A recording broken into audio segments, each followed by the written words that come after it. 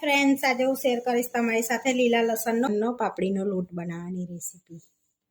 તો અહીં આગળ આપણે ચોખાનો લોટ 2 કપ લઈ લઈશું. તો બીજો કપ હવે આપણે એને ચારી લઈશું.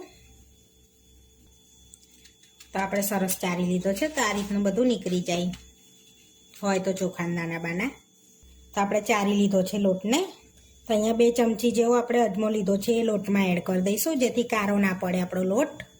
તો આપણે લોટ લઈ લીધો છે, હવે પાણી લઈ લઈશું. તો જે માપથી આપણે લોટ લીધો હતો ને એ જ માપથી આપણે પાણી લઈશું.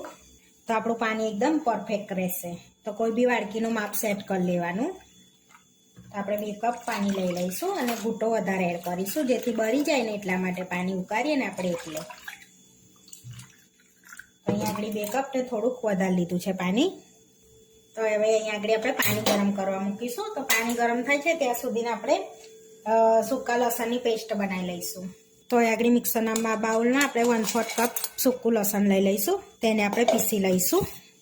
તો હવે આપણે જોઈ લઈશું. તો આ રીતનું આપણે પેસ્ટ બનાવી લેવાની છે સૂકા લસણની.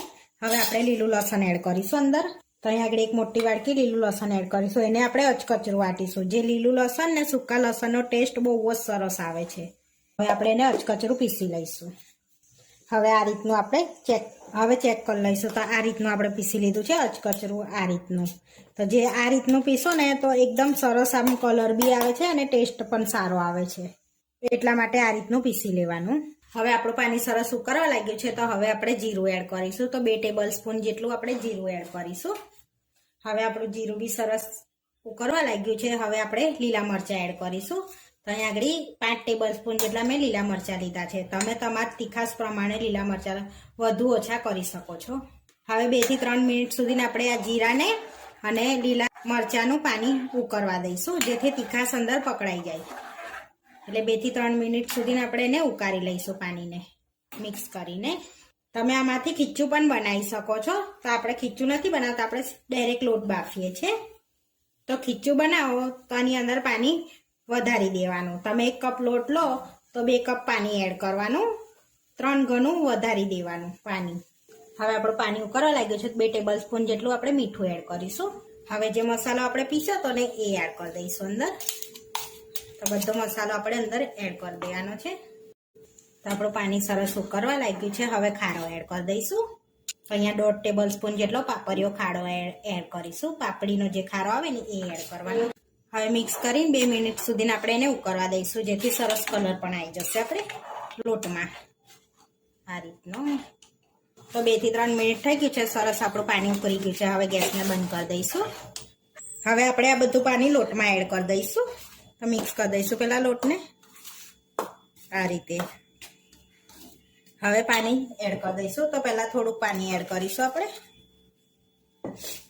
અને સરસ મિક્સ કરી દઈશું લોટને. એ બધું એડ કરી દઈશું આપણે. હવે સરસ આપણે મિક્સ કરી લેવાનો છે લોટને. તો તમને મીઠું ઓછું લાગે તો ઉપરથી તમે એડ કરી શકો છો. ચાખીને એડ કરી દેવાનું. તમને આ સમયે પાણી ઓછું લાગે ને તો પણ એડ કરી શકાય છે. થોડુંક ગરમ કરીને એડ કરી દેવાનું. આપણે બધું સરસ મિક્સ કરી લીધું છે. હવે આપણે સેજ પાણીવાળો હાથ કરીને સરસ પાતળા પાતળા એવા સેલનિયા વાર લઈશું. તો આ રીતે આપણે સેલનિયા વારવાના છે, પાતળા પાતળા સરસ એવા આ રીતના. તો આ રીતે આપણે સેલનિયા વાર લીધા છે. હવે આપણે એને બાફી લઈશું એટલે સ્ટીમ કરી લઈશું. તો અહીંયા આગળ સ્ટીમ કરવા માટે પહેલેથી ગરમ કરવા પાણી મૂકી દીધું છે. સરસ ગરમ થઈ ગયું છે.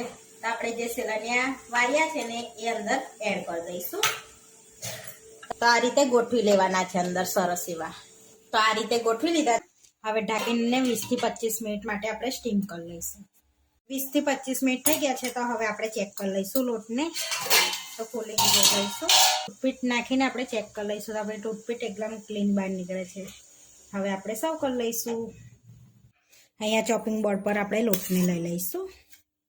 હવે પીસ પાડ લઈશું એને આપણે સરસ આમ પીસ પાડ લીધા છે. તો એક બાઉલમાં આપણે લઈ લઈશું લોટને અને બીજા પણ પીસ પાડ લઈશું. તો અહીંયા આપણે પીસ પાડ લીધા છે. હવે 1 ચમચી જેવું સિંગ તેલ એડ કરીશું અને સરસ મિક્સ કરી લઈશું. તો આને ગરમ ગરમ જ સર્વ કરવામાં આવે છે અને ગરમ ગરમ સારો લાગે છે. અને સિંગ તેલ એડ કરવાથી ટેસ્ટ પણ સારો આવે છે. હવે લોટને આપણે પ્લેટમાં સર્વ કરી લઈશું. તમારે આની પર સાંભાર મસાલો એડ કરવો હોય તો પણ કરી શકો છો. લીલા લસણ, સૂકા લસણનો પાપડીનો લોટ બનીને રેડી થઈ ગયો છે. આ વિડીયો જોવા માટે મારી ચેનલને સબસ્ક્રાઈબ કરો, લાઇક કરો અને શેર કરો. અને તમે જરૂરથી ટ્રાય કરો. ફરી મળીશું નવા વિડીયોમાં. કોમેન્ટ કરીને જરૂરથી જણાવજો કે તમને અમારી રેસીપી કેવી લાગી.